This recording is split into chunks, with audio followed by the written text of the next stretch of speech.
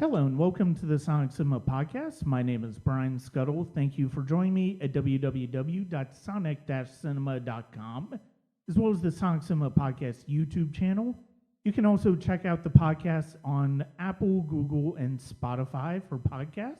And check us out at patreon.com/Sonic Cinema for exclusives such as a discussion of film festival, Q&As, just various short film blocks, as well as maybe some early access reviews as well. That's patreon.com/Sonic Cinema. I'm also doing a live stream on twitch.tv/Scuttle Lemur.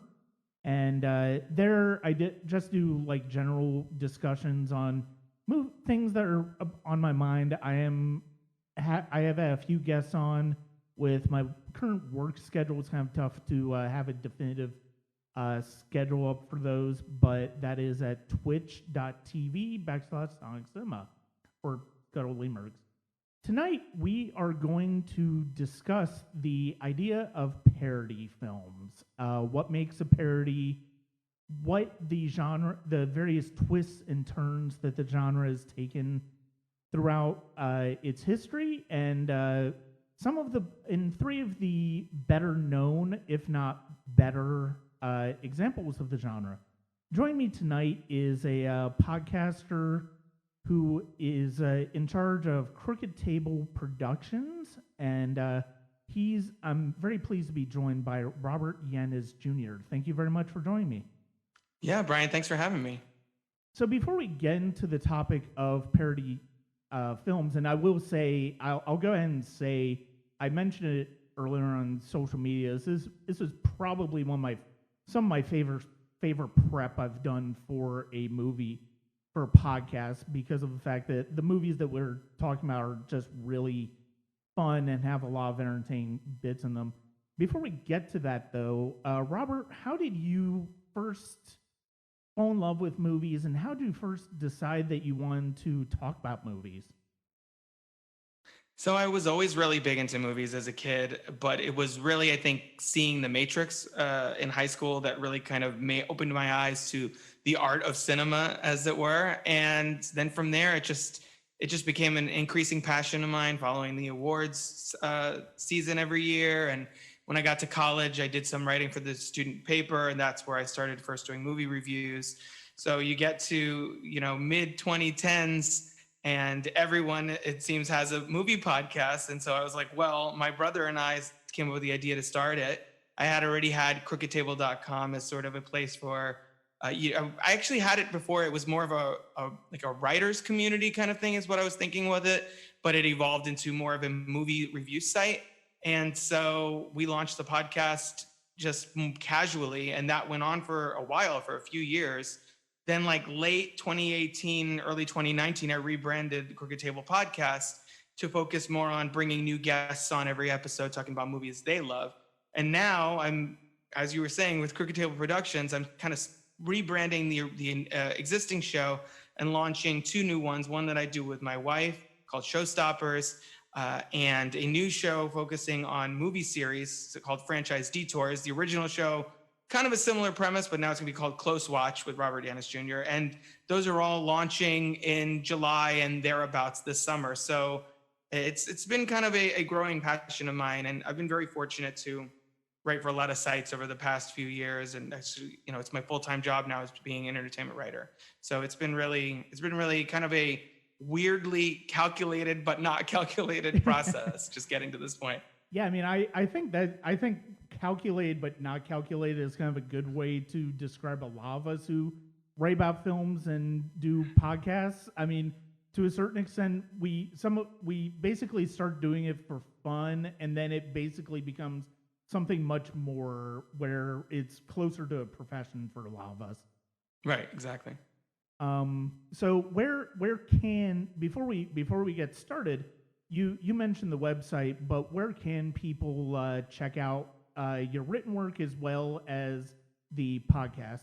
Yeah, so you can find everything that I do for Crooked Table at crookedtable.com. I also currently write for a website called Showbiz Cheat Sheet, so you can find that at cheatsheet.com. I'm also on Twitter all the time. I just, was just putting up a poll earlier the last couple of days for what movie franchise I should cover towards the end of the year. So it sounds like I'm going to be talking about Evil Dead in late 2021. So people can follow me on Twitter at Crooked Table for all that good stuff. Excellent. And it's funny because of the fact that you and I both guest starred recently on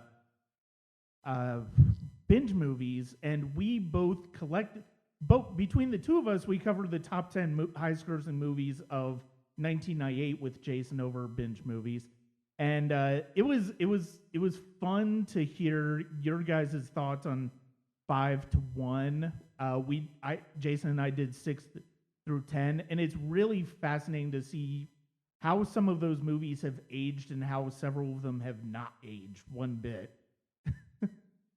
Absolutely. I think it's also pretty funny that in your episode, you all selected Shakespeare in Love, and in mine, we selected Saving Private Ryan. So it's like the more things change, the more they stay the same. Exactly. I mean, and the thing is, it's like if you know the 5 from each episode, it's like, and they were the easiest choices in the world to make. Oh my God, so much so. So much so. We had, I think, Saving Private Ryan, obviously, easy winner. Godzilla from 98, obviously, which was an easy bottom for me. And then Armageddon, Something About Mary, and A Bug's Life. Yeah. Which I'm all, I'm all kind of varying degrees of mixed on. But it was like the easiest pick of the week and bottom pick of the week that I've ever seen on the show. Yeah, it definitely will be. I mean, those your top and bottom for that one will have been mine as well. I mean, very easily Saving Private Ryan at top and then Godzilla at the bottom. I mean, it's like I didn't dislike Godzilla when I saw it in 1998. I absolutely loathe it now. It's just, especially as I've gotten more and more to the Toho movies and then the MonsterVerse, it's you just see how wronghead it is about everything Godzilla. Absolutely, yeah. It's made by a bunch of people that don't understand what Godzilla is as a property, basically. Yeah. But we are here to talk about parody films. And when you brought up this idea of talking about this genre, it's like, I will admit, it piqued my interest immediately because of the fact that this is a genre, or subgenre, I should say, of comedy that I never necessarily... It's funny because there are a lot of movies that sort of fit in this genre that I really unreservedly enjoy. And two of them certainly are ones that we're going to talk about. And then the third one is, I still enjoy it, but it's kind of a rough one to watch now. But right. Yeah, the reason I suggested that third one, not to spoil it, I won't say what it is, but is more because it reflects so much of what parody movies were considered after that point, and because the team of creatives involved in that have been so consistently part of that parody train, before and after that the mysterious film, which we'll get to. But yes, I 100% agree with you on that. So before we dive into the genre, I think especially in this case, we should probably discuss what the genre, sort of our personal definitions of what the genre is. And I would basically say parody, it's what defines a parody. I mean, you'll automatically think of filmmakers right away when you hear this. It's basically a subsection of comedy that is poking fun at conventions of genre or genres in general, or even specific movies. I mean, I think that's the easiest way to. I think that's the easiest way to discuss it, to define it, really. Yeah, no, I agree. I think I found that the more specific the instance of parody, the more definable it is, often the better movie it is, just because it's more focused. We'll get into, I'm sure, some of the mid 2000s comedies, which were more like pop culture reference randomly in the middle of a scene, and that's supposed to be parody. It's like, that's not exactly what it is, but you pick a genre. This is not one of the three that we talked about, but just recently in the last week, I had never gotten around to the movie Walk Hard the Dewey Cox Yeah. story. And I finally checked it out like in the last week, not even for this episode. It was streaming on HBO Max, about to leave. And I was just like, all right, my wife actually picked it. And I was like, yeah, I've been meaning to watch it. Check that out. And that is so specifically a riff on Walk the Line. And I think that's why it works so well, because you know what set of expectations you would normally bring to that kind of movie that they're parodying. You know what, they know how to subvert them. They know what expectations you're bringing, and they know where to flip it in just the right places to maximize the comedic impact. And I think that is something that's illustrated certainly in the three movies that we're going to talk about. Yeah.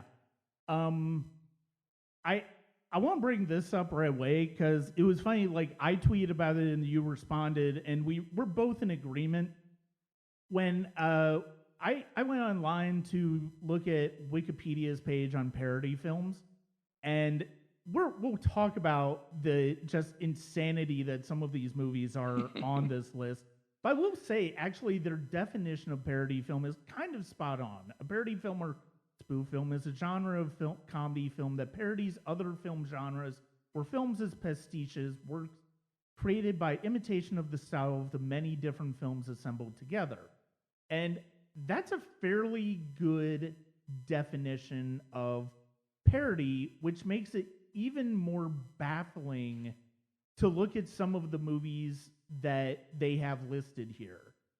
And I actually just noticed another one that really baffles my mind in Buster Keaton's Three Ages from the 1920s. The earliest one they have is Sherlock Holmes Baffled, which I haven't seen. It's from 1900, but, maybe I could kind of see that.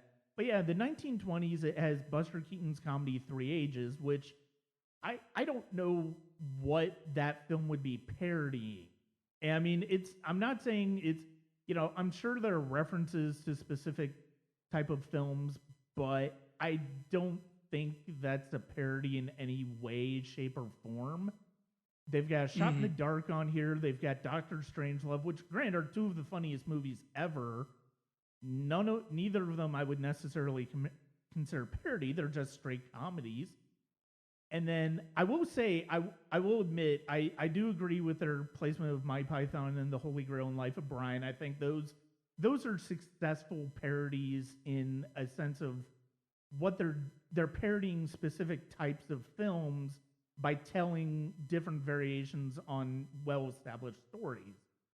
But yeah, you have Three Amigos, which makes no sense. I feel like a lot of these are just. I feel like a lot of these are, and we could probably talk about the distinction between these two. Yeah. Are kind of blurring the lines between parody and satire. Yeah. They have 1999's Bowfinger on here. Yes. That to me is more of a satire of Hollywood. There's nothing specific it's parodying. And then even something like Scream, I would feel like self-awareness and meta humor is not exactly the same thing as parody either. It's just it's just a cornucopia of anything that feels like it's riffing on anything familiar is just tossed onto this list, basically. Bowfinger's one is that is one that I agree just baffled me. I love Bowfinger, but yeah, it's not a parody of anything. It's a satire, right. But and I will say it's like some of these movies did make me think. It's like, oh well, they're actually I didn't even necessarily think of these as necessarily parodies, but in a way they really are, where you've got the Christopher Guest movies, especially Mighty Wind, This Is Spinal Tap, which do kind of fit into that parody idea, but also you have Shaun of the Dead and Hot Fuzz, which actually, the thing that I like about the inclusion of those is that they really tie into the type of parody that the first movie that we're going to talk about, which we'll get there shortly, and in terms of basically being really successful genre films that are making fun of the genre but are telling their own story within that genre. And I think that's one of the things that works so well about those. Yeah, I think that's really also the key to having a parody film that stands on its own. Both my wife and myself, we both grew up with Spaceballs way more than we grew up with Star Wars, for instance. And I feel like Spaceballs, completely independent. Obviously, if you know Star Wars, there's a lot of references in there. But if you've never seen Star Wars or Planet of the Apes or Alien or all the other sci-fi movies that movie kind of touches on, it still works as a standalone story. It works as sort of a fantasy comedy adventure, Yeah. completely independently. And I think that's really the key. It's like, how do you find that balance between being a parody of a specific genre, but also telling your own story? And if you're lucky, even having something to say, like, shining a light or putting a mirror up against some ridiculous aspect of that genre of society in general. And I think that's something that like some of the best ones really capture. No, you're absolutely right. I mean, admittedly, there's some admittedly, I haven't seen Walk the Line. I just never really got to it when it came out in theaters. And there are others that I would get just mastered for admitting that I haven't seen, like MacGruber. I haven't seen, and then a couple of weeks ago, people brought up Popstar Never Stopping, and those weren't necessarily high on my radar when they came out, but I've heard nothing but great things about them in the intervening years. But yeah, I mean, I think that is the success of a really strong parody, where it's like you have your own story that you're telling while also layering on references or just absurdist comedy. I mean, I think that's something that at least the first two filmmakers that we're going to talk about at their best succeeded at. And we'll go ahead and get started with the first one. It is 1974's Blazing Saddles, directed by Mel Brooks. It's one of two films that he had that year, the other one being Young Frankenstein, which admittedly Young Frankenstein is my favorite of the two, but actually I really like that we're talking about Blazing Saddles first because of the fact that it is an example of, like I was saying with Shaun of the Dead and Hot Fuzz, where it's a spoof on genre, but is telling essentially a wholly original story with wholly original characters. And I think, especially rewatching it yesterday for the podcast, that really came through to me, I think, more than any other time that I've seen it. I think it's also notable in that it's really using the Western, motif, but also confronting a lot of questions and issues about race. Yeah. In the 70s, using this movie, the fact that it also kind of set the template for essentially the rest of Brooks's career. Mm-hmm. Just about every other movie he directed after this was, a riff on Universal monster movies or Hitchcock movies or historical epics or sci-fi, or Robin Hood. It's like, it's literally all the way to kind of the end of his directorial filmography, at least. It kind of set the tone where I'd say he's probably one of the masters of this, because it's become such his signature. And it really, that aspect of his career really kind of starts with Blazing Saddles. Yeah, I mean, and I would almost say I would say he's probably closest thing that this genre has to a master. I mean, I'm not a fan of his last directorial film. I'm not a big fan of Dracula Dead and Loving It. I think it goes for a lot of cheap humor and a lot of cheap gags with regards to the Dracula movies, and it's like that genre, that type of film has been so well worn over the years that it's like even some of the best ones kind of loop into parody anyway. But at the same time, I mean, you talked about Spaceballs. Spaceballs was easily one of my favorites growing up. Young Frankenstein was one I grew up with. Blazing Saddles not as much. I didn't really see that until I was a teenager or an adult. But my mother has been a huge Mel Brooks fan forever. I mean, it even goes back to Get Smart and the great spoof on parody of spy shows that he did with Belk Henry. And he's somebody that's always been in my life as a moviegoer in one way or another. And it was funny, the Fox Theater down in Atlanta, which is where I'm at, they actually, for my birthday one year, they had a double feature, Blazing Saddles and Young Frankenstein. It was the 40th anniversary for both of them, and so we went to go see it, and it was just absolutely awesome to see those movies on the big screen and that type of big screen. But yeah, you're absolutely right about Blazing Saddles, and I think, and this is it's one of the things that I think is really distinctive and unique about Blazing Saddles.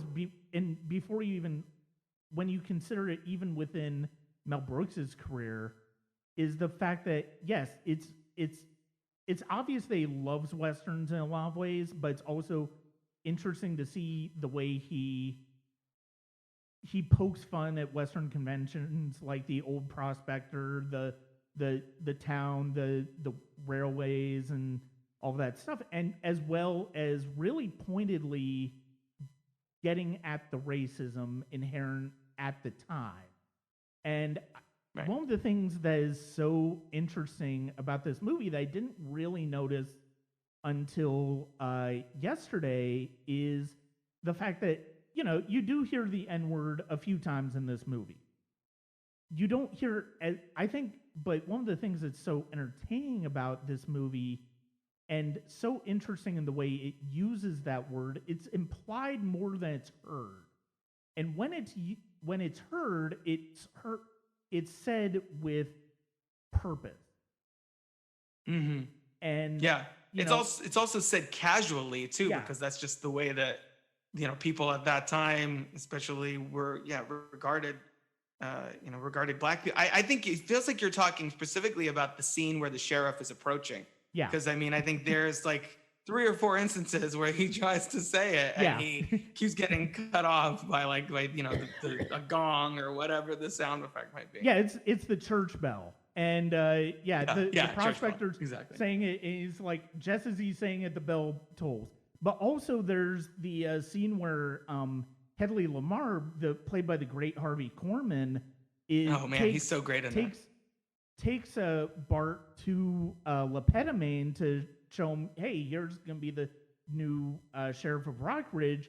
And Lepetamine almost says it, and then, realizes he's walking with Bart, then goes back, gets Hedley Lamar, and he almost says it again, but that time it's like he basically is just saying the same thing you just repeated without going the distance on the word.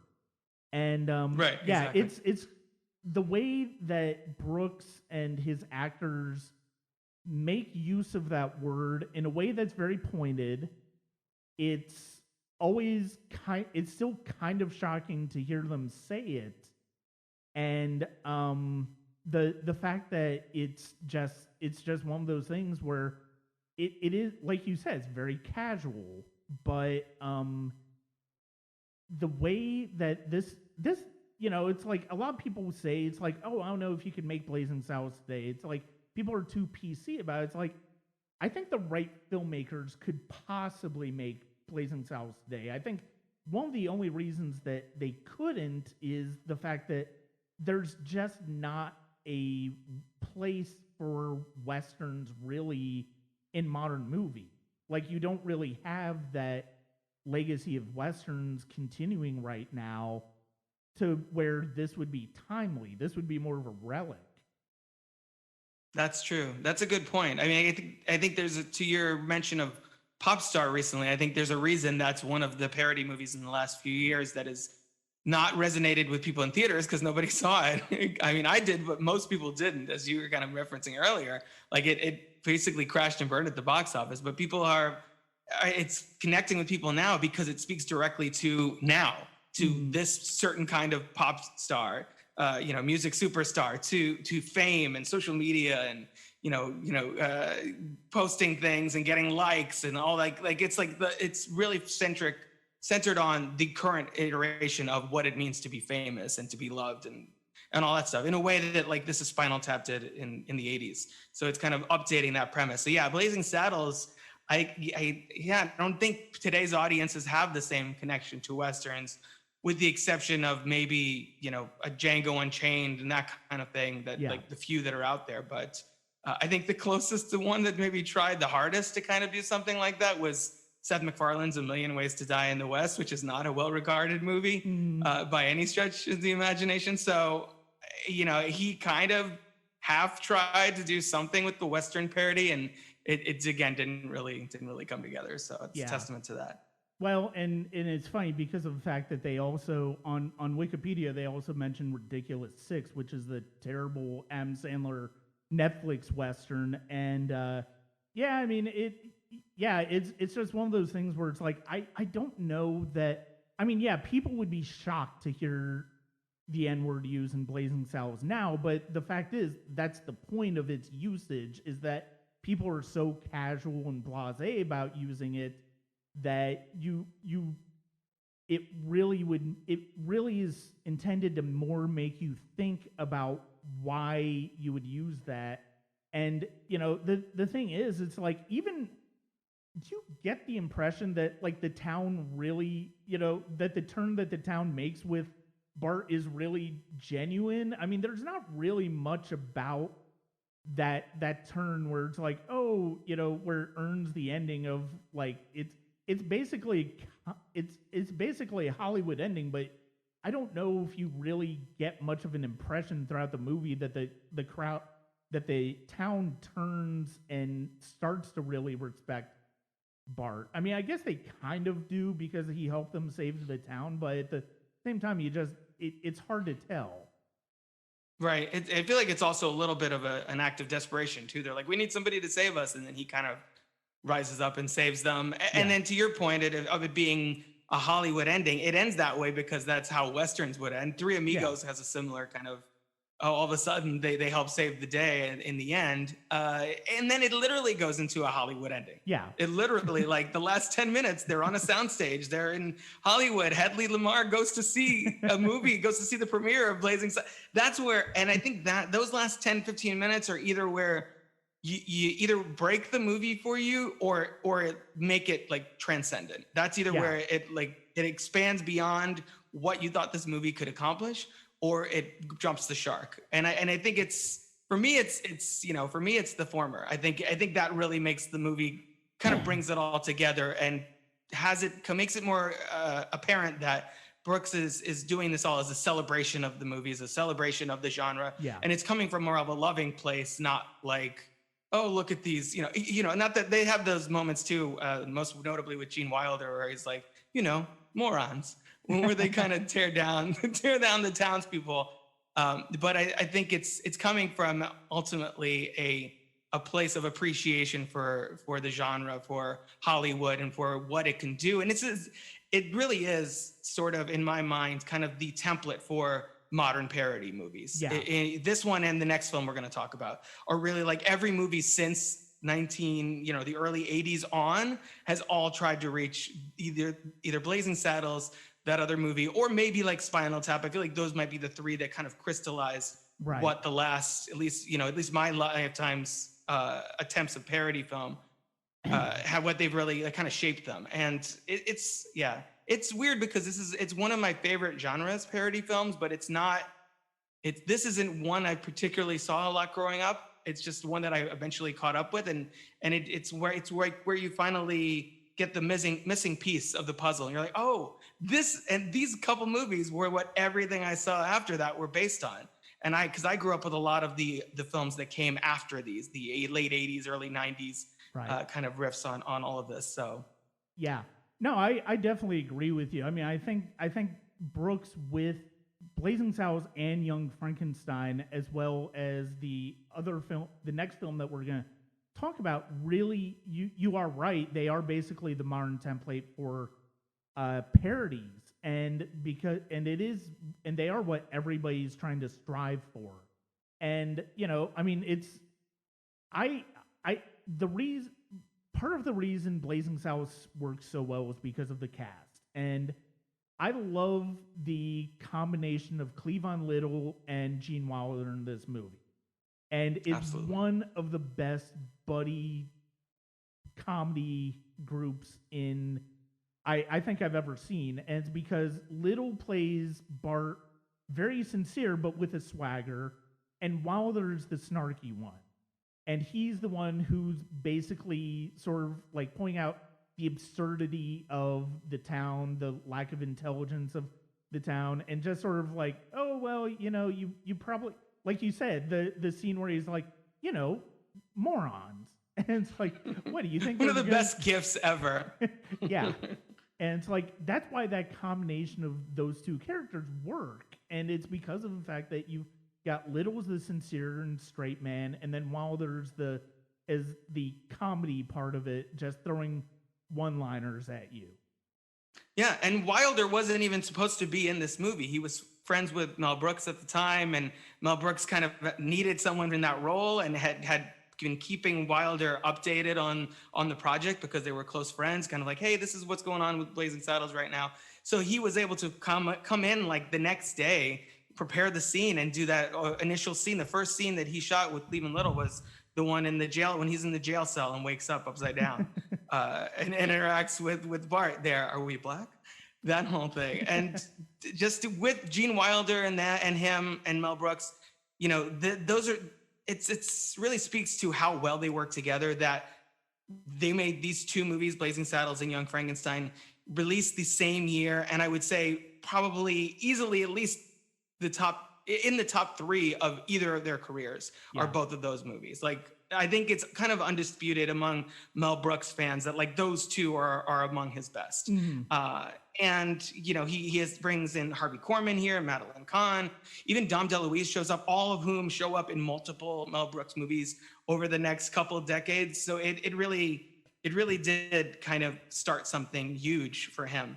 And like I said earlier, without this movie, we wouldn't have the movies that I grew up as a kid, Spaceballs or Robin Hood Men in Tights, which, not nearly as good a movie as this, obviously, but nostalgic favorite for me. So I think it's the legacy of this movie looms so large that it's definitely, when we were having this conversation about what movies to talk about, Mel Brooks, I think we were both initially like, well, Mel Brooks, but which one? And this barely edged out Young Frankenstein in that conversation. And I think, we could have easily have gone with that one as well. They're both kind of equally beloved, and I think rightfully so. But I'm glad we went with Blazing Saddles because it's a different type of parody than Young Frankenstein is. Young Frankenstein's closer to the type of parody we're going to be seeing in our other two movies, and those movies, and certainly the movie that we're going to catch next. My mom's basically been, I've talked about it a little bit. My mom's, she's been watching a lot of the movies that she loves over and over. And Mel Brooks has been a big part of that, especially Blazing Saddles, especially Young Frankenstein, and especially High Anxiety. And, as I've watched those movies over and over again, it's really struck me how versatile Madeline Kahn is in each of these movies. Like, in this movie, she's very hilarious as well as sexy. In Young Frankenstein, she's hilarious and sexy, but in a completely different way. And then in High Anxiety, she's basically a romantic lead, and she's still hilarious. And it's interesting to see the different types of characters that her and Mel Brooks were able to bring out of her. And she's one of the funniest people ever. I mean, and I think my first real appreciation for her came from Clue in 1985. Yeah, but same. I mean, you see her in these three movies that she made with Mel Brooks, and there's something you can see how very special she was as a performer and somebody who really understood the ability to do somebody either, very smart or maybe a little flighty, as I think Lily Von Stupp is in this movie, but also make her engaging as well. I mean, she got an Oscar nomination for this. That's how much of an impact she made on this, on this movie. And she's, every time I watch it and she shows up, I think maybe, roughly halfway through, I'm still surprised by how little screen time she actually has and how memorable every moment she's on screen is. Yeah. It's a strange differential. I would say she's in what, maybe 10 minutes, something. She doesn't have a lot of focus. Yeah. And yet every second she's got the big number, the I'm so tired number there, which is hilarious. Her big entrance scene. She's got the controversial scene with Bart. Wed woes, how romantic. All that, which is hilarious. It's she's amazing in this. And they formed a real partnership off of the back of this film as well. Totally. Yeah, and Harvey Korman as Hedley Lamar is just absolutely wonderful and evil, but also just really engaging and hilarious as well. And I mean, you know, between this and High Anxiety, it's funny to see him play sort of villains for Mel Brooks, but also be just completely hysterical. And it's like, you know, when they're doing the lineup of the bad guys that are trying to sign up to, you know, take out the city of Rockridge, it's like, you know, we ran, what was it? We did a kale run, and it's like, not really? And then it's like, through the Vatican, it's like, kinky. And the way he says that is just absolutely hilarious. Slim Pickens. Yeah, go ahead. And Slim Pickens is a delight. And it's like, I would not have, if I didn't see his name in the credits, I would not have pictured him as the same person in Doctor Strangelove. It's like, I would not have guessed that those two were the exact same person, except the voice is just completely similar. Yeah. The casting is on point. I think that's basically what we're trying to get at here. And I wanted to also give my own little shout out to Harvey Korman. Like, he has a scene in this movie where he's talking about getting an Oscar nomination for Best Supporting Actor, which unfortunately he didn't get, and I think he kind of deserves. Yeah. That one of my favorite moments with him is when he's telling Taggart all the different kinds of people he wants, to head to the town, and he's like, rustlers, cutthroats, murderers, bounty hunters, and it's right around when he starts getting to the muggers, buggerers, bushwhackers, hornswogglers, like that, I'm just like completely losing it. He's completely goes big in the best way possible, and honestly, as much as I love Cleveland Little and Gene Wilder and Madeline Kahn, I almost want to say Harvey Korman's my MVP of this movie. But it's like a really close four-way race between those four actors. No, Korman is absolutely wonderful in here. And the scene where he's saying almost certainly risking an Oscar nomination for Best Supporting Actor as he's trying to pump up the crowd of people he's gotten to take care of Rockridge. But there are just so many wonderful scenes in this movie. It's like you've got Mongo, the campfire scene. It's hilarious because of the fact that scene's just built completely out of special effects, and it's the timing of those sound effects that just completely makes that scene work. Alex Karras's Mongo is just wonderful and has probably the most iconic thing of physical comedy where he punches the horse, and then probably the most iconic line in the movie where he says Mongo is just pawn in game of life. Even smaller roles like that, they really, it's not often that you see a comedy where every single role is perfectly cast, and if you mess up one piece on the board, you're going to end up with a drastically different, far less successful movie. And I feel like this is one of those. You know, it's cliche to say lightning in a bottle, but this is one of those. And Mel Brooks has had a few of those in his career. I think when he finds someone that's really special in the talent that they have, like a Madeline Kahn, like a Harvey Korman, like a Gene Wilder, he latches on and he's like, well, I'm going to put you in as many movies as I possibly can. Yeah. And I think, he's been fortunate enough to have a few movies where they have that same kind of magic chemistry among the cast. Yeah, I mean, you look at Young Frankenstein, which adds Terry Garr, Peter Boyle, and Gene Hackman and as well as Marty Feldman. You have High Anxiety, which has Cloris Leachman, and Young Frankenstein famously has Cloris Leachman as well. I mean, even in Spaceballs, you have Bill Pullman and Joan Rivers, John Candy, Rick Moranis in it. And it's like, you can't imagine that movie without those actors. And it's just really, and in his best parodies, I think is where he has the variety of performers and the talent that really just keeps you engaged and keeps you, and they all have sort of different, they all have different comedy rhythms that you're going off of, and seeing how all of those comedy, all those rhythms just bounce off of one another is what makes it funny.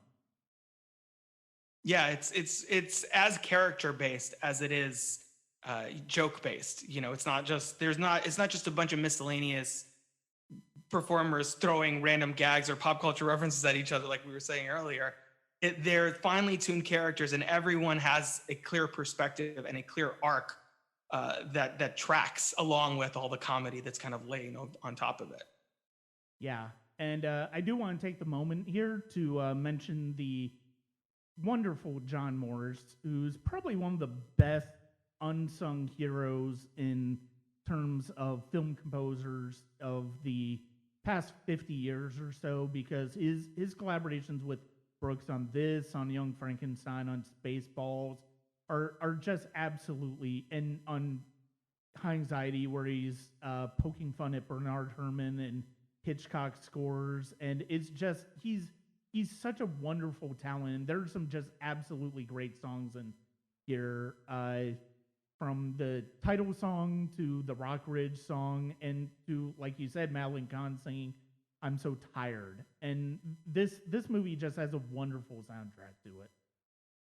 Yeah, it really does. The Oscar-nominated title track too, which is another thing that's kind of wild to consider.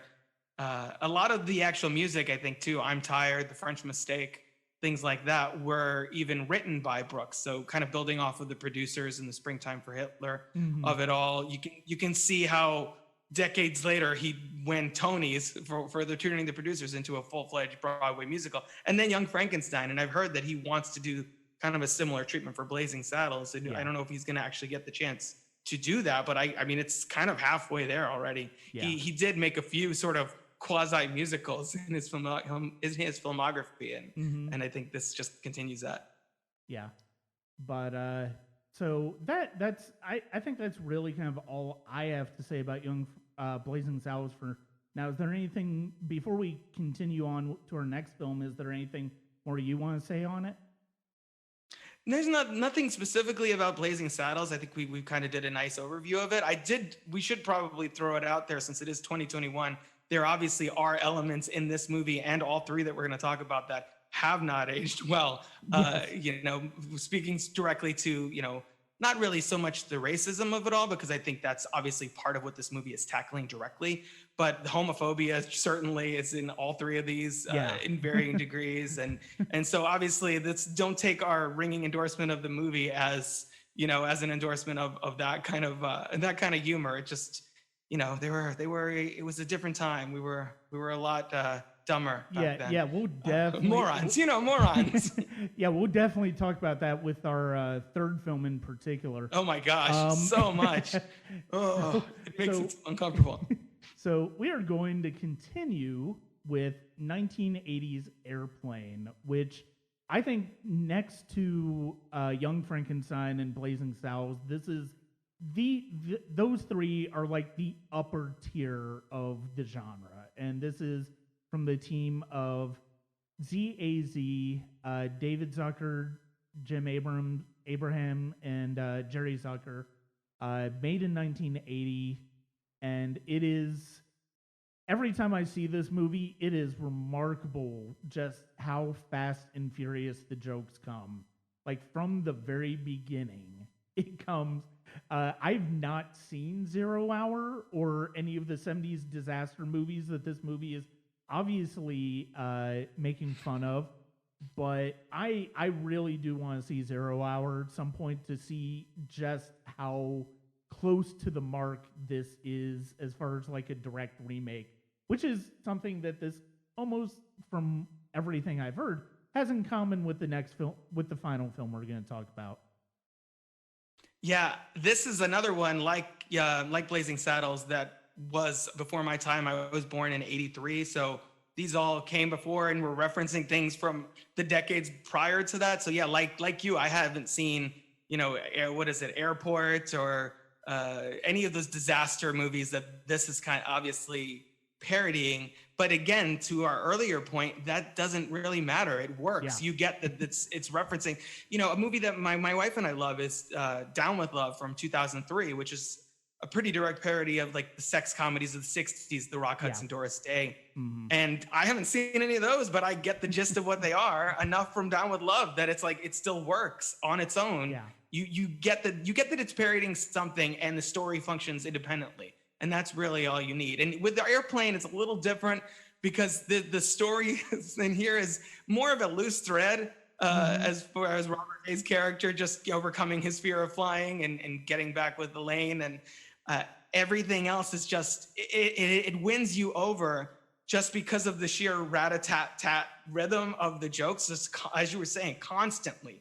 From minute one, I feel like there's a really strong joke, like probably every 10 to 30 seconds, if not less. Like I would love to see, if there's a world record of most jokes, like joke density per big screen comedy, I feel like Airplane would certainly be on the list, if not topping it, because it's really an exercise in what jokes could we come up with? Oh, okay, let's put all of them in this movie. Yeah. And just by sheer force of will, if something doesn't work for you, give it about 20 seconds, there'll be another joke coming around the corner.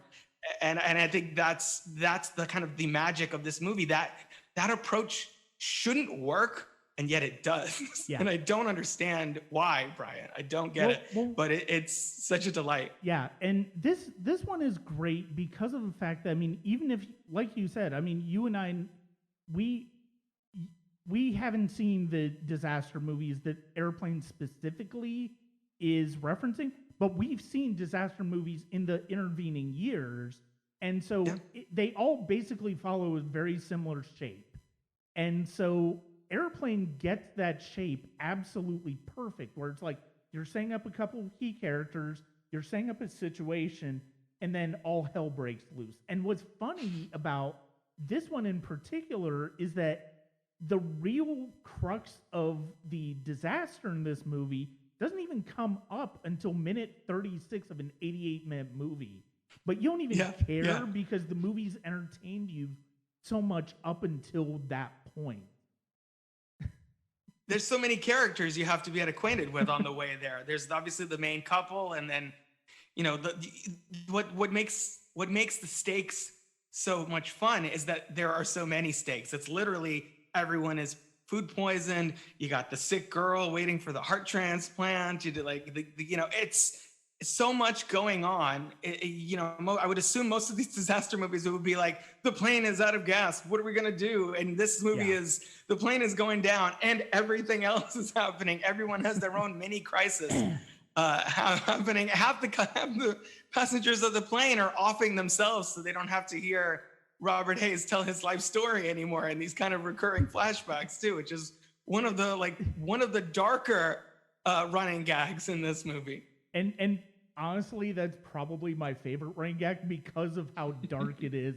Because of the fact that it's like, Ted Stryker's his story is so melodramatic and dark about like how he met Elaine, how he went to the war, and it's hilarious to have the From Here to Eternity parody. You have the Saturday Night Fever parody in it,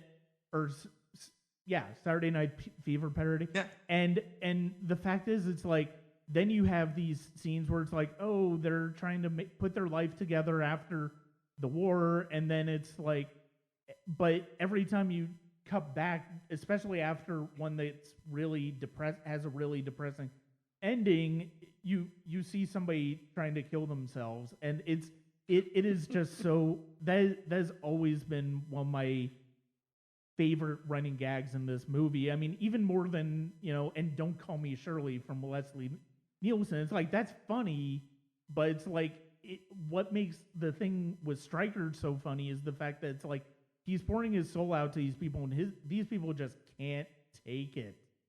And right. But I love that I love that in the first few minutes you've got the overhead jokes with you've got the jokes with the people on the intercom going back and forth about the white zone, the red zone, and all of that stuff. It becomes very personal, and then you have but you're also introducing the characters that are going to be on this plane ride, this flight, and then you see them in the airport, and you've got the religious people trying to get people to convert, and they want to talk to them, and all of that stuff. And then you are also introducing Elaine and Ted, played by Julie Haggerty and Robert Hayes. And it's funny because those are really the two most established characters in the entire movie. They're the only ones with real depth in the movie, but there's so many others that we just appreciate throughout the way because of the broad strokes that ZAZ do in their writing of, oh, okay, I understand what this character's purpose is. And a lot of these actors, that's kind of the genius of their casting here, is that a lot of these actors like Robert Stack, Lloyd Bridges, Peter Graves were serious, non-comedic actors. Yeah.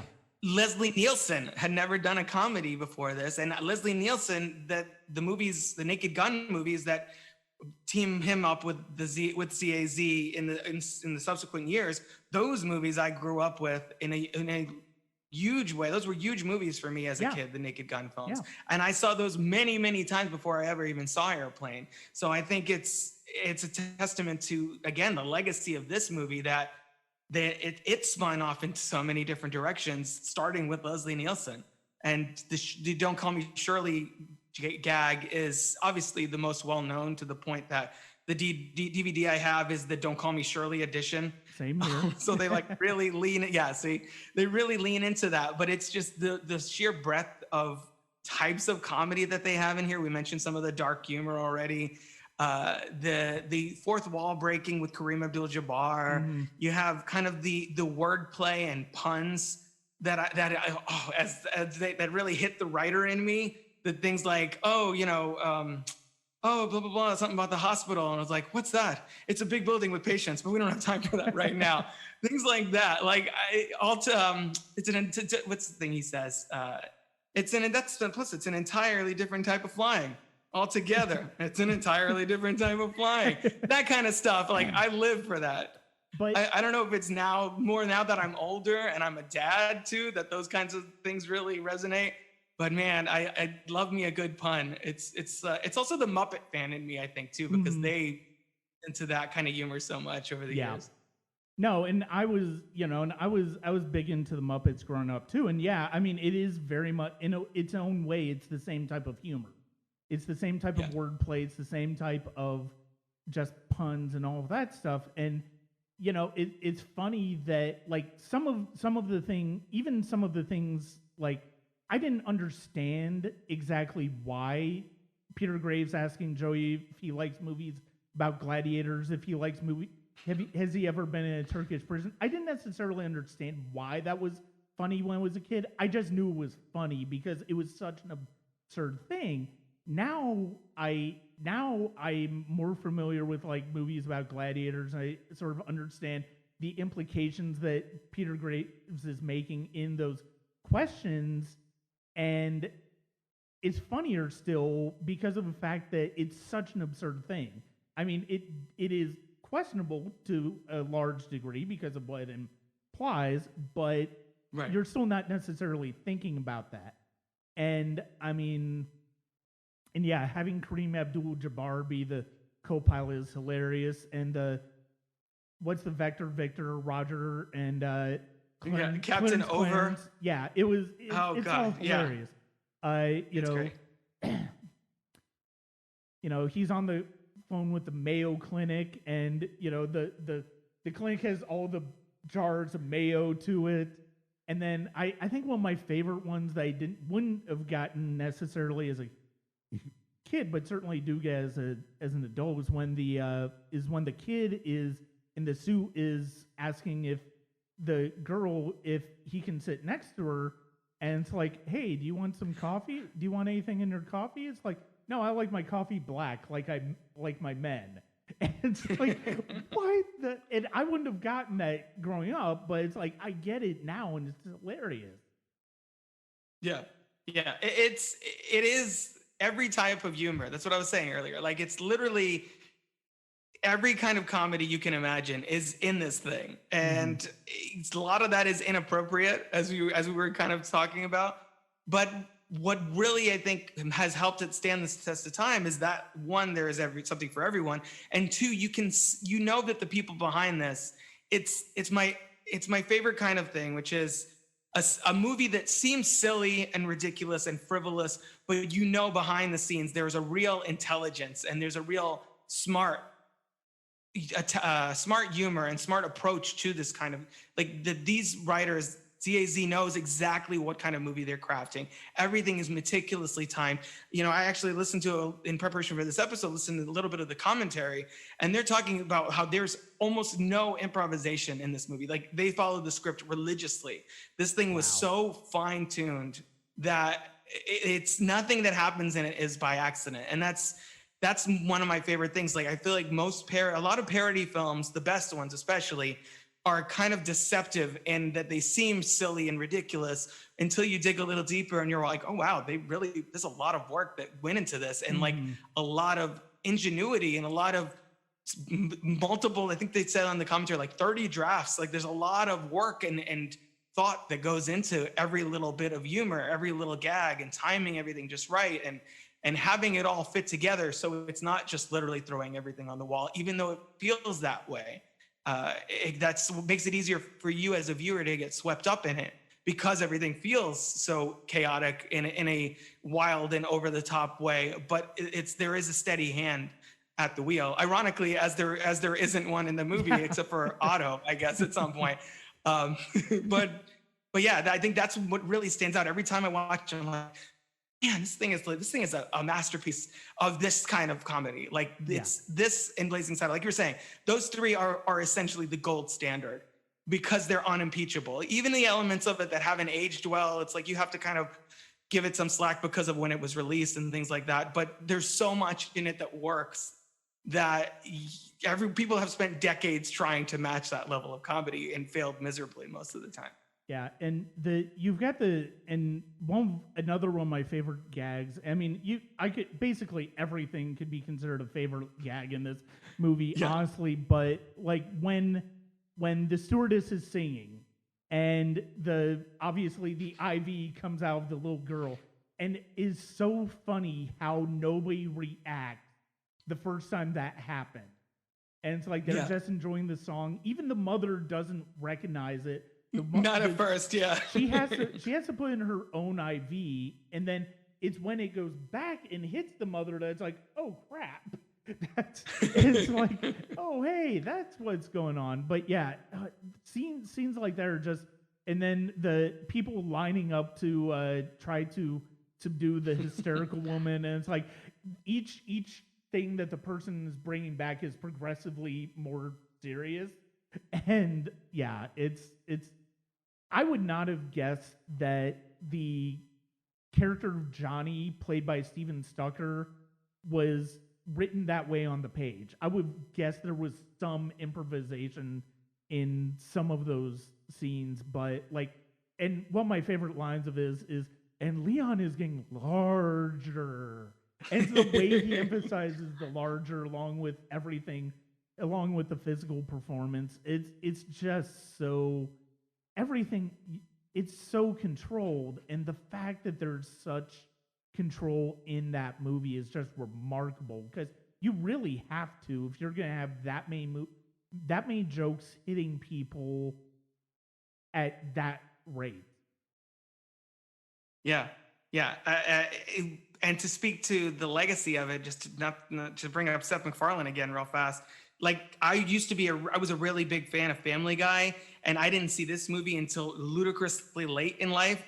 But when I eventually really, I saw bits and pieces over the years, but when I eventually sat down and really focused on it, I was like, oh my God, every 5 minutes in this movie is something that Family Guy has just basically straight up ripped off and thrown I think Quagmire does the getting larger thing in one of the Star Wars Family Guy episodes or something.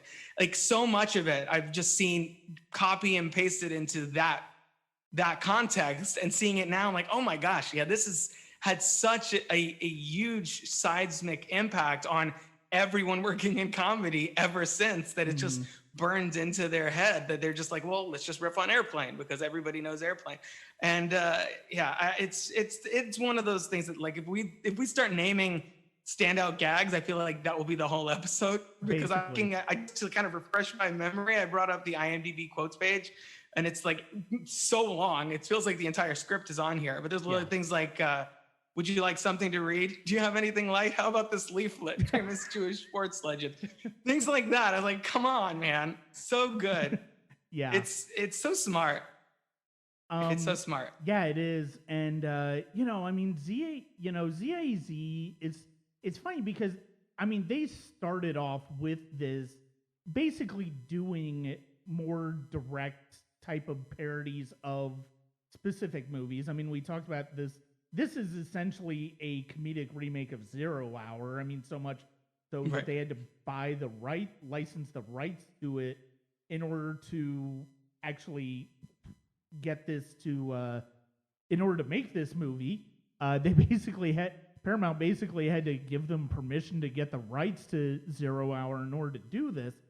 But ZAZ, they did this, then they did Police Squad on TV, which the 6 episodes of Police Squad are absolutely wonderful. And it's funny to see how different of a series that is to the Naked Gun movies. And it's like and I guess it's because of the fact that, I mean, obviously you're dealing with half-an-hour episodes as opposed to 90-minute movies. Like, it's so much more tight-knit in the series than it is in the movies. I mean, I enjoy at least the first 2 Naked Gun movies. I haven't seen 33 and a third in a while. But I mean, I do remember liking the second one, and yeah, I do really enjoy the first Naked Gun. And then they did the Hot Shots movies, which are essentially, more direct parodies. I mean, it's funny because them and Brooks essentially went more and more towards very specific type of mashup movie parodies. And then by the 90s, unfortunately, David Zucker did David Zucker or Jerry Zucker did basketball? That was David Zucker. Yeah, which I have always really enjoyed. I thought that was as a sports movie fan, I love how that parodies sports movies. And I've always enjoyed that. But I mean, by that point, like, the parody genre had gone sort of gone stale, and it's like the jokes weren't quite as funny. The types of jokes. I mean, a lot of them started Leslie Nielsen, who did Spy Hard, who did Wrongfully Accused, I think. Yeah, which was not that good of a movie. Spy Hard was okay. But yeah, I mean, but by that point, it's like we were starting to see a trend where the parodies were getting less and less pointed, and they were starting to trade more in just throwing as many gags about different movies, just throwing different movies in a blender and seeing what stuck. And I think that would be a good, and like the last Zucker movie I saw was An American Carol, which was just a completely dreadful movie. And that was in 2008. That was such a terrible movie. Well, I think in the 90s, like you were saying, to kind of wrap into and lead into the third movie we're going to talk about, I guess, it was just kind of, let's do a parody version of The Godfather, and they had, ZAZ did Mafia, which is not a very good movie, or Jim Abrahams at least did Mafia, and like they were all those straight to video ones, a lot of them with like Dom DeLuise, Silence of the Hams, and then there was Fatal Instinct, which was like a Basic Instinct rip off, and it really kind of just they killed it all. They really killed it.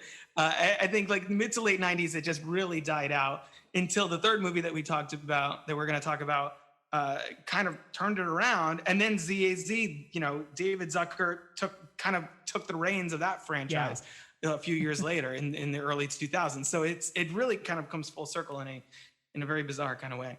Yeah, and I will say we're talking about '90s parodies, and like sort of how lazy. I will admit I've always kind of been a fan of Load Weapon 1. I do think that's a successful one. That's a good one. I think part of the fact with that though is the fact that it's got this combination of Samuel L. Jackson, early Samuel L. Jackson before anybody really knew who Samuel L. Jackson was, with Emilio Estevez, and the fact that they inhabit those characters so well. And I think that's always been one of my favorite ones. And also, obviously, for me at least, the Austin Powers movies, which started in '97, huge movies for my childhood as well, or my teenage years, I guess, at that point.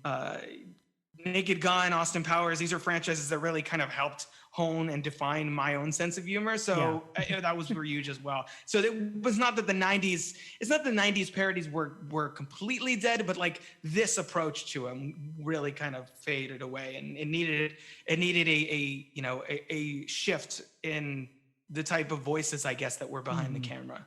And so, and I will say, it's like you mentioned some of the movies that sort of shape your sensibilities in terms of comedy and stuff. Mine certainly were shaped by like Airplane, by Naked Gun, by Young Frankenstein as well. And I mean, it's like those are movies that were formative for me in sort of understanding what I enjoyed in comedy. So we talked about Spy Hard. We mentioned Spy Hard earlier. It was one of the first projects that had the names of Jason Friedberg and Aaron Seltzer on it. And that brings us to our third movie, which was brought to the screen by the Wayans brothers and directed by Keenen Ivory Wayans, 2000 Scary Movie, which was one of the biggest unexpected hits of the 2000 movie year.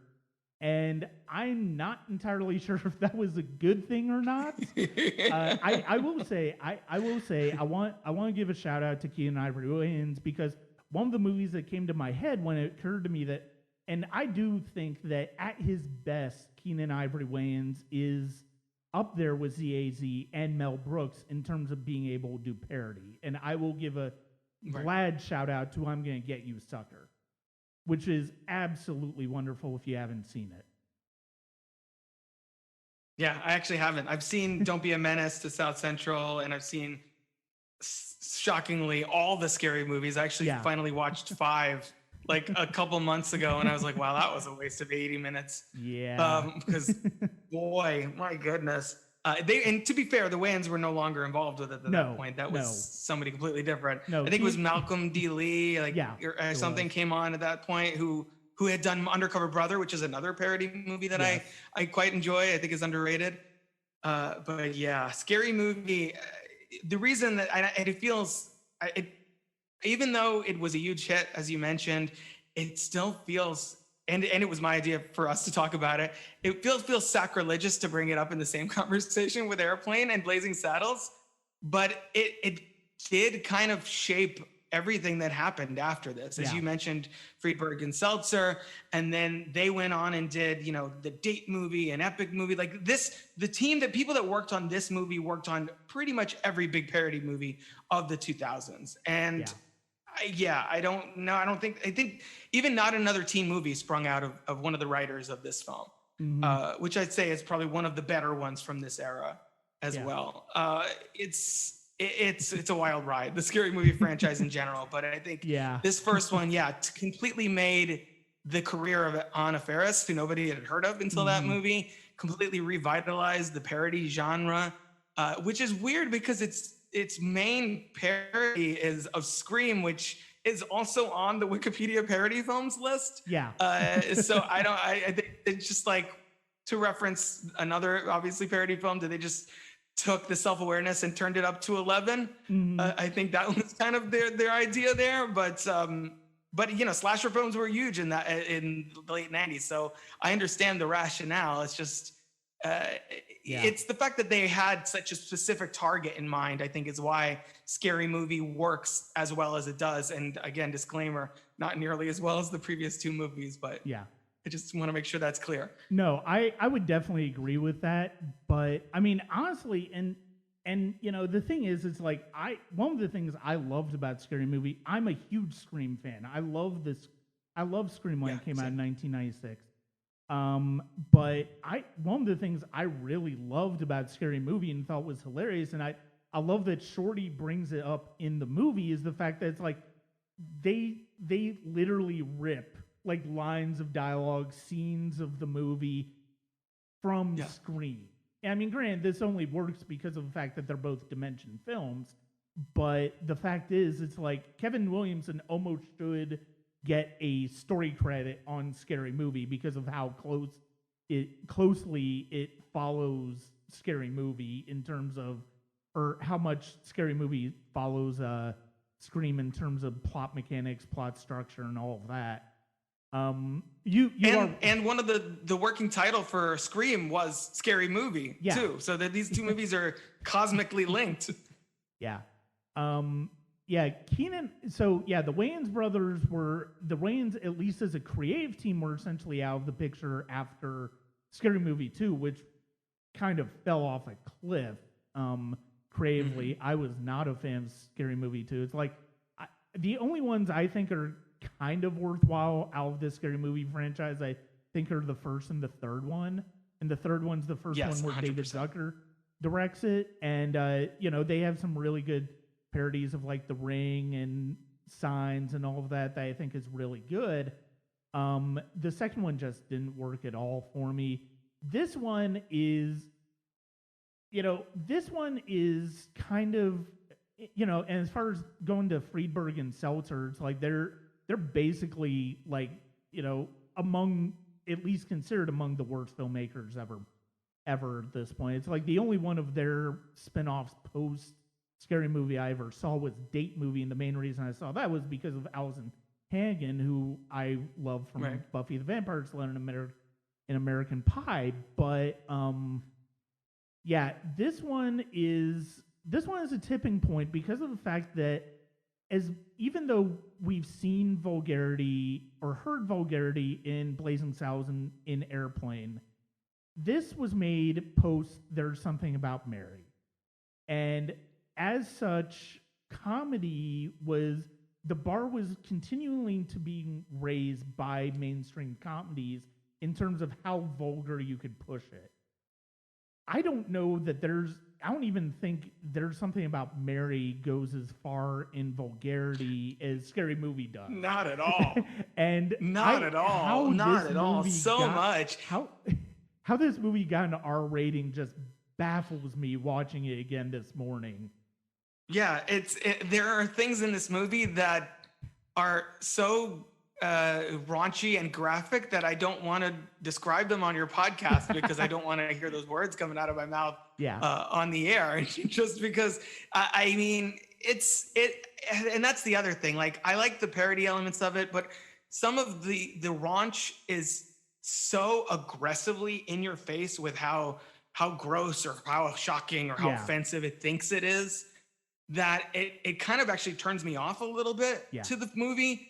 And that's why I gravitate way more towards the third movie, which has a little bit of that, but it's PG-13 and it's more that Zucker style comedy where, it's more playful. It's more about like the absurdist humor and less about the on-screen,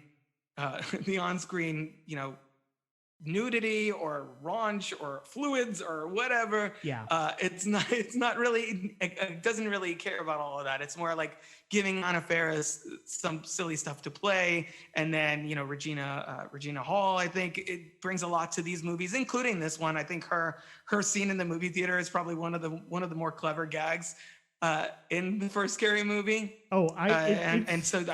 It still slays me how hilarious that scene is, and how much and how it twists I mean, obviously it's based off of, it's inspired by the scene at the front of Scream 2, but at the same time, it's also making fun of people who talk at movies.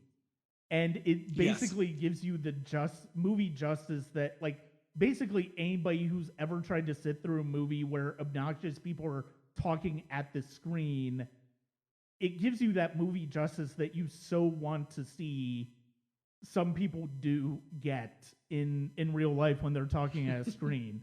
I mean, granted, I'm not advocating violence in movie theaters, believe me, but at the same time, that scene in particular just absolutely slays me every time. And the fact that Shakespeare in Love is the movie that they're watching, and it's just so hilarious one of the things I noticed this time out watching it is that it's funny how some of the things she's saying are applicable, like, to horror movies, but she's talking about it to this Oscar-winning romance movie. And it's just so hilarious. But yeah, I mean, go ahead. Yeah, I think you're right though. Like, this movie, and really the third movie, when they're doing direct parodies of movies, is I think when they're funniest and when they're more successful. And I think especially the scene with Shannon Elizabeth as Buffy, you know, quote, sort of doing the parody of the "I Know What You Did Last Summer" scene, where she's on stage and she's doing the dramatic reading and she's seeing her boyfriend murdered. I think that's hilarious, and it occurred to me that it's like this is probably one of the few movies that really gave Shannon Elizabeth something interesting to play comedically, as opposed to just keeping her as like as a sexy woman. And it's like you kind of see that in Jay and Silent Bob Strike Back as well, with another movie that really has not aged well in terms of some of its humor. But yeah, and I mean, it's the scenes that are basically rooted in the characters, and Anna Faris is just wonderful in this movie. And I mean, my favorite scene, and I love the Ghostface in this movie. I really do love the Ghostface. It's always cracked me up, and you know, it's as iconic a spoof of a villain as Ghostface is a villain in Scream.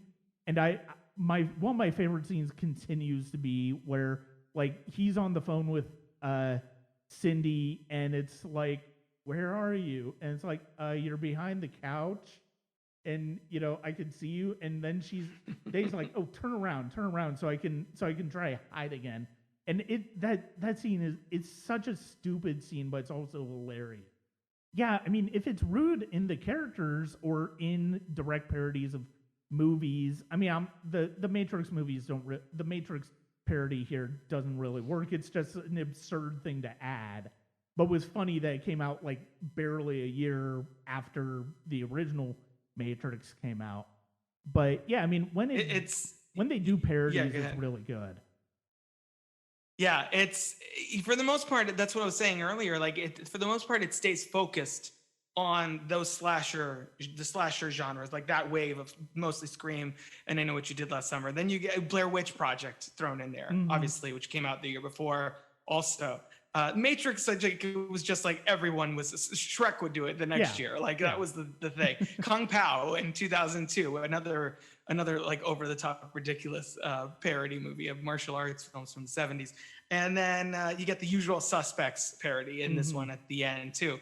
There's little bits of that, and you have that lovely fourth wall breaking thing where Shawn Wayans' character Ray snaps, and he's like canceling TV, you know, TV watching TV doesn't create serial killers, canceling TV shows does. And the Wayans brothers was a good show. We didn't even get a final episode. Like things like that. That was very much felt like kind of inspired in a way by the Kareem Abdul-Jabbar moment where they're like, no, I'm this character. And then he gets all defensive about his basketball record. It kind of felt a little bit like that in a way. And there are inspired moments in this movie. I think when they don't rely so much on the shock value of the the love scene with Cindy and Bobby, I think, is one example, the way that goes. And I'm like, oh, come on, you can skip some of this. Yeah. You didn't really need to go that far, but it's just, that's the kind of humor that they were leaning into. And it feels like a mishmash of comedic tones that doesn't quite work. It's way more erratic than the other two movies we were talking about, but influential all the same. And I think after this, you still see, even now, Marlon Wayans is doing he did the Haunted House. He did the Haunted House 2. He did 50 Shades of Black. Like, he's still doing parody movies off the back of Scary Movie, just like on his own, franchise that he started years later. So it's a mixed bag, but I think it's one that's hard to dismiss whole cloth just because it was so pivotal for the genre. And because there are a lot of things about it that do work. Even in the second one, I think there is some stuff that Anna Faris does that's kind of funny. You get a little bit of Tim Curry in there, and there's a few like kind of it's way more all over the place than this one. Yeah. But there's flickers of intelligent comedy in there, of like things that actually stand out. One of my favorites that I like to reference in Scary Movie 2 is when she's saying about how the cat was possessed. And she has like this, Anna Faris, Cindy has this whole like battle with the cat, like a boxing match basically. And so she's telling the professor afterwards about, oh, this cat is possessed or whatever. She's like, I'm not crazy. And then for no reason, she turns her way and just like, runs out of the room with her arms in the air, which I think she does at one point in this movie as well. Yeah. So I guess that was kind of a callback to that little things like that. Like any of the good stuff that comes out in 2 or 4, both of which are not this is not a recommendation, are because of Anna Faris and Regina Hall. And that's why when you get to 5 and they're not even in it, I'm just like, oh boy.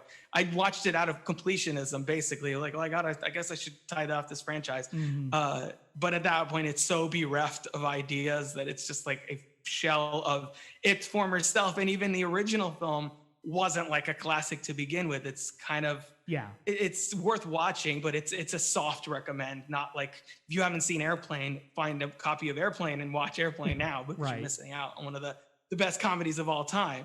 It's not quite to that level, but there's definitely plenty of stuff to enjoy here.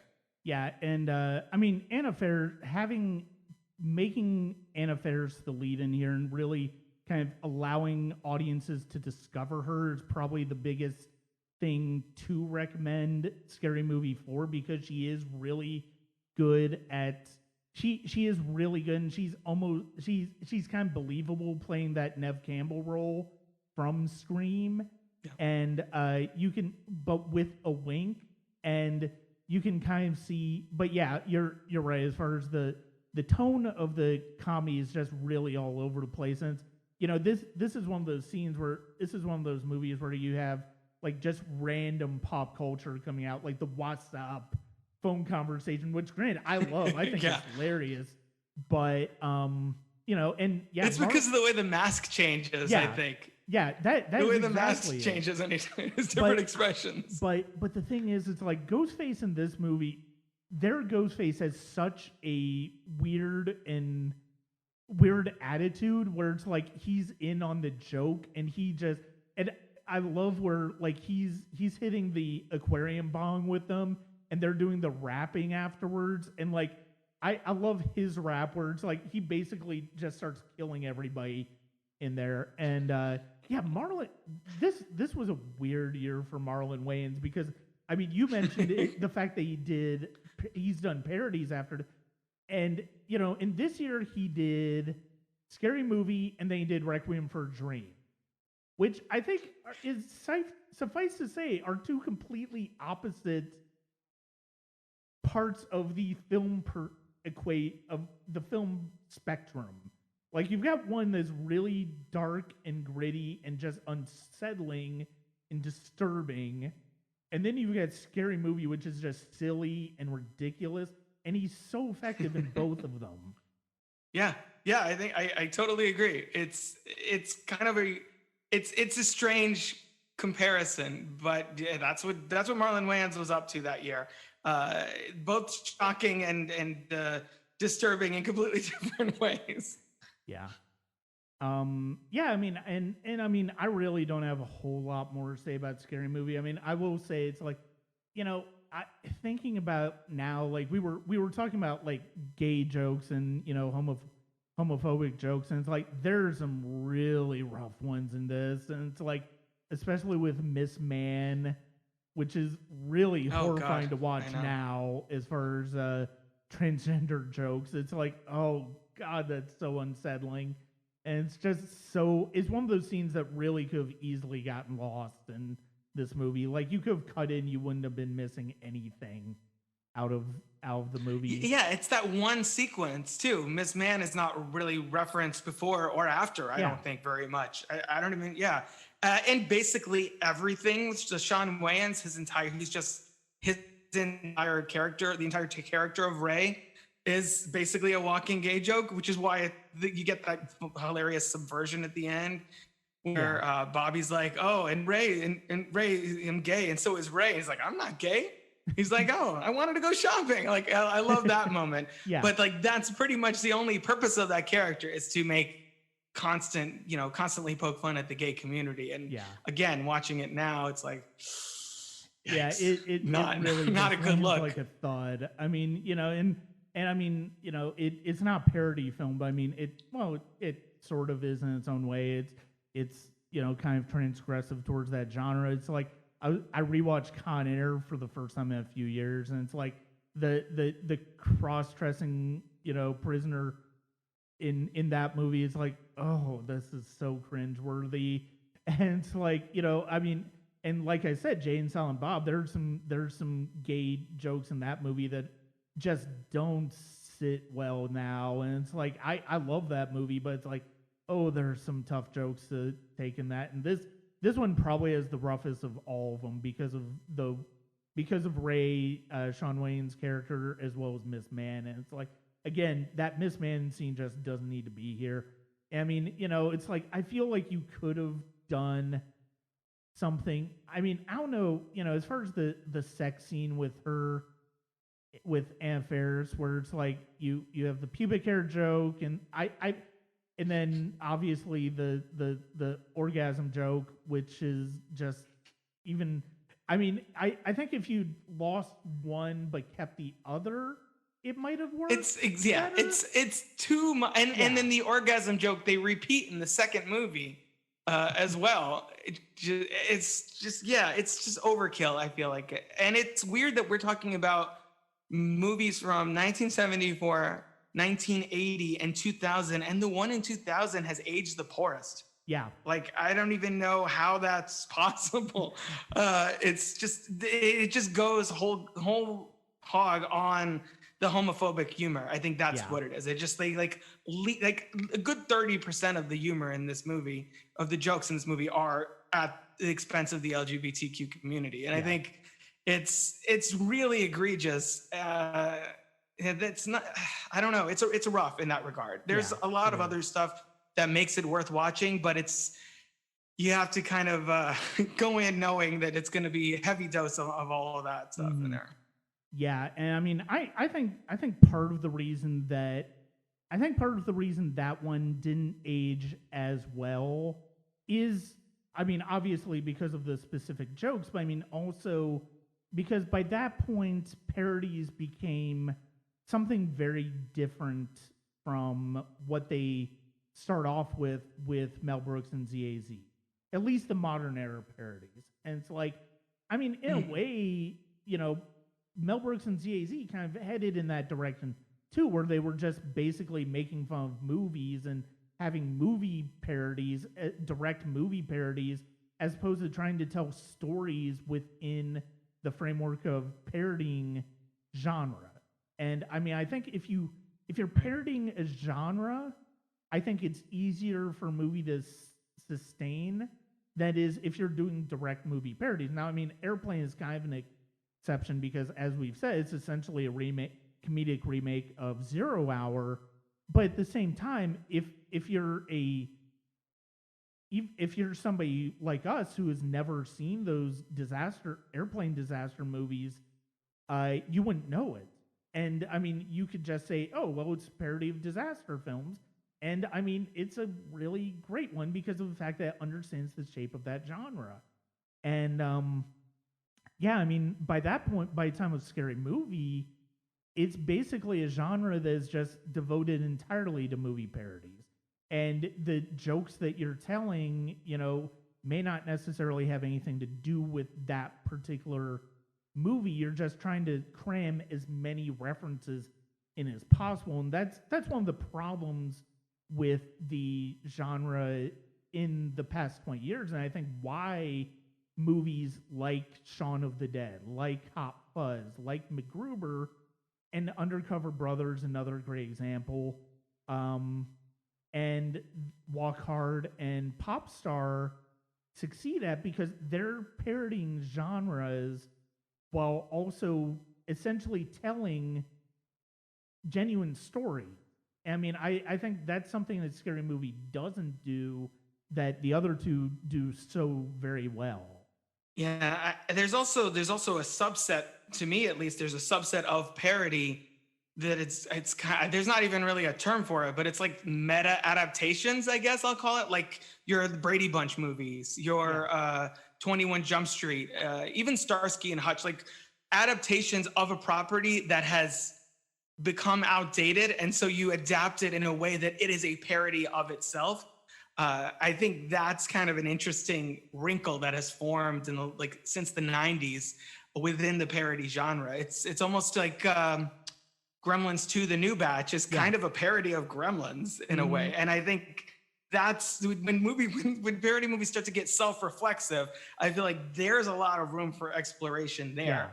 But I do think that's a lot of the big standouts in the last 20 years. You've mentioned most of them.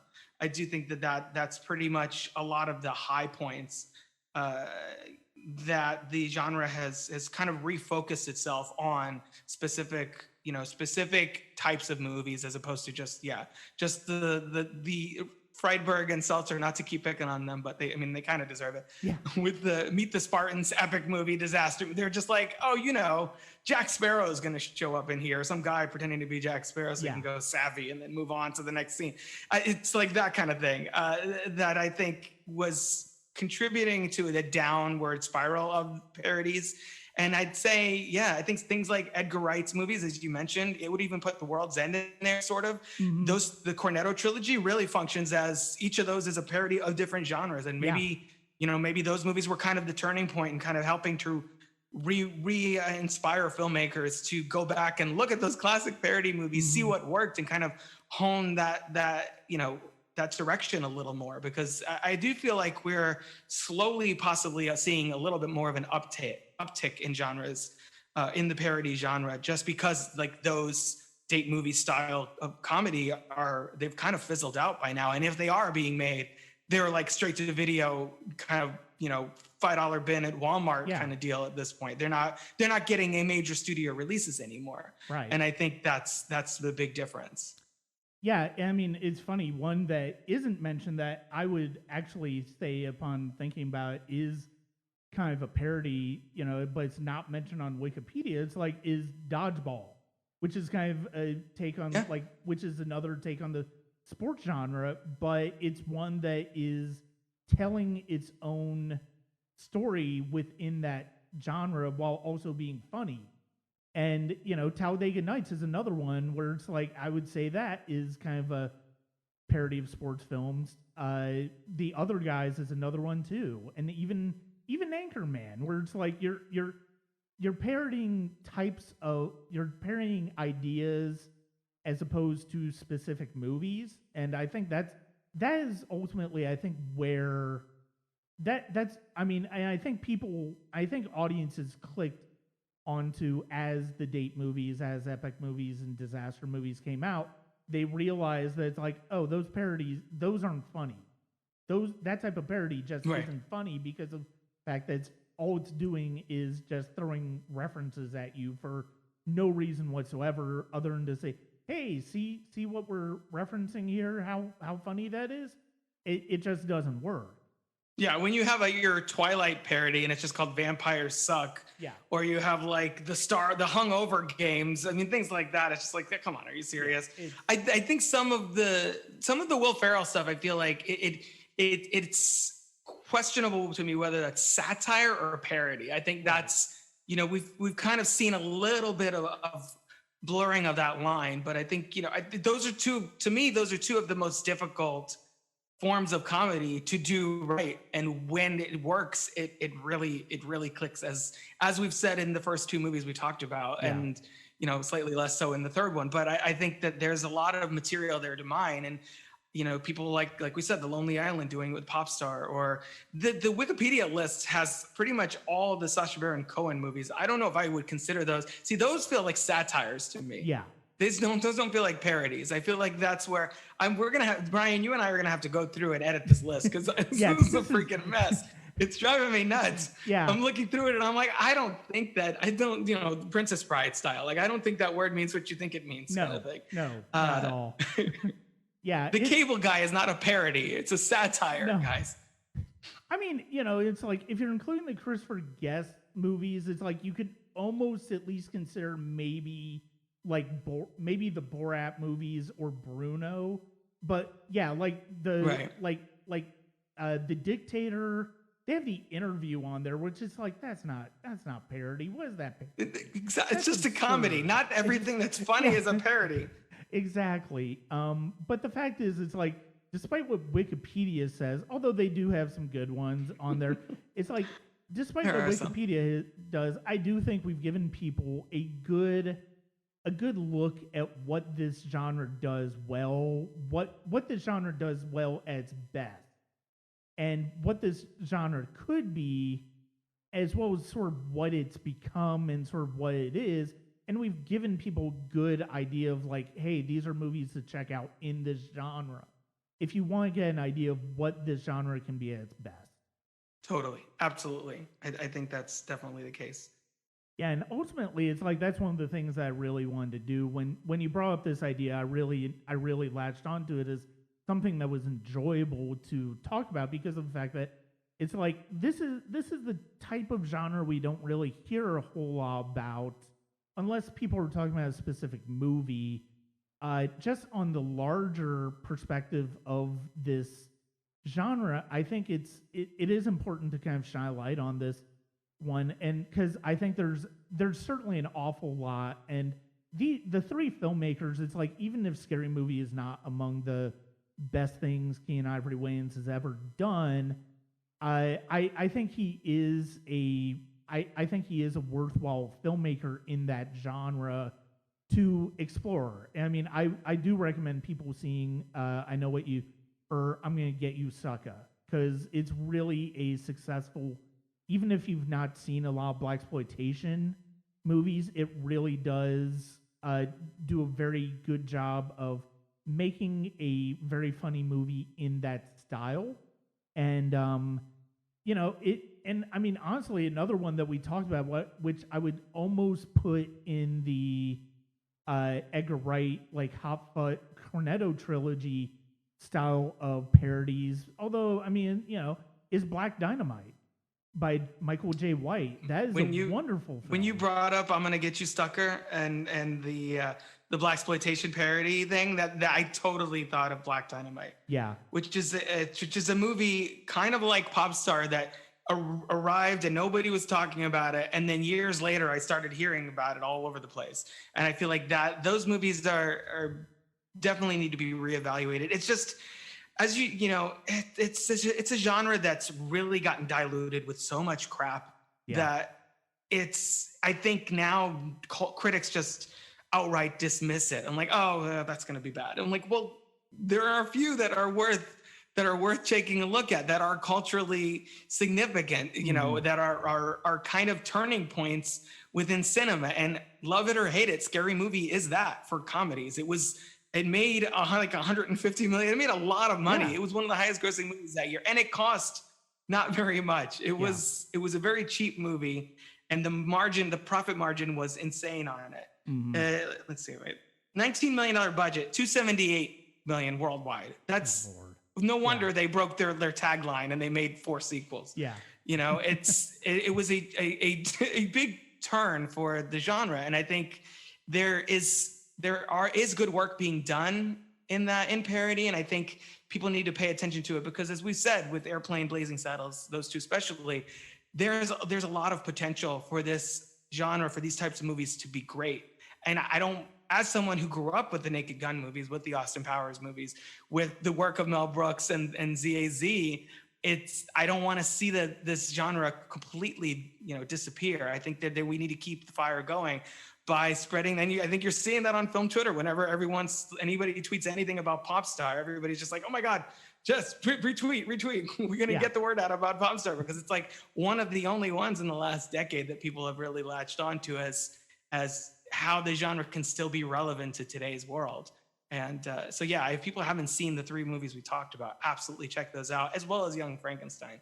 I think we only didn't include it because we were trying to limit it to 3, and we had a Mel Brooks, but I think those are easy recommendations from us. No, and like I said, I think those 3 movies just really do a great job of showing the progression of the genre and showing different variations of the genre, because it's like, when people think of parodies, I mean, they obstinately think of your Young Frankensteins, your Airplanes, your the movies that are more directly parodying other movies. But at the same time, it's like you look at Blazing Saddles, which is more about genre than it is a specific movie. That you can't necessarily point to a specific John Wayne movie or John Ford movie that is being referenced here. And you do get a name check of Randolph Scott, which is very funny in the movie. But at the same time, it's also one of those things where it's like, it's so matter of fact. But I love that this trio of movies is a look at the evolution of the genre, and I think that's ultimately why it had to be Blazing Saddles over to Young Frankenstein, because as much as I love Young Frankenstein, it's kind of in the same vein of the other 2 movies more than it is Blazing Saddles, and Blazing Saddles is something unique, and I think it is a great example of what can happen at the genre at its best. I mean, you can say that about Airplane as well. I mean, it's sad because Scary Movie could have been that if it had been less vulgar. I think if they toned, I mean, we both kind of agree, if they'd taken out some of the vulgarity, I think the movie would be better, would still probably be problematic for some of the other things, but certainly, I mean, it didn't need to go as far as it did to be really enjoyable. Yeah, absolutely. Well, Robert, thank you very much for joining me, and thank you for bringing this topic to my consideration. It's like, I really, like I said, I wouldn't have considered this otherwise, but, because it's funny because I think about Blazing Saddles and Airplane in perspective of my mother more and my movie diet growing up more than I do just the genre in general. So I appreciate you giving me a chance to really think about the genre deep down and really giving and for us to be able to have this discussion about the genre as a whole. Yeah, absolutely. Like I said, it's a genre that's really near and dear to my my young cinematic heart, and it's not one that's often talked about in this kind of critical lens. So I'm glad you were down for it, because these were really, as you said, these were really fun movies to go back and revisit and take a little bit of a closer look at with the 2021 perspective. And before we sign off, where can people find you again on the web? So you can find me and all my my multiple podcasts at crookedtable.com and on Twitter at crookedtable. All right. Well, thank you very much for joining me. Absolutely. Thanks for having me, Brian. I'd like to thank Robert for joining me on the podcast tonight to talk about parody films. It was a really fun discussion. And I will be on his podcast. I'll be on one of his podcasts in the coming months, and I look forward to sharing that discussion with you. That's it for this episode of the Sonic Cinema Podcast. As the summer goes along, I hope to continue to have some really fun discussions with you, for you, and you can check those out on the Sonic Cinema Podcast YouTube channel, on Google, Apple, and Spotify, as well as www.sonic-cinema.com. Thank you very much.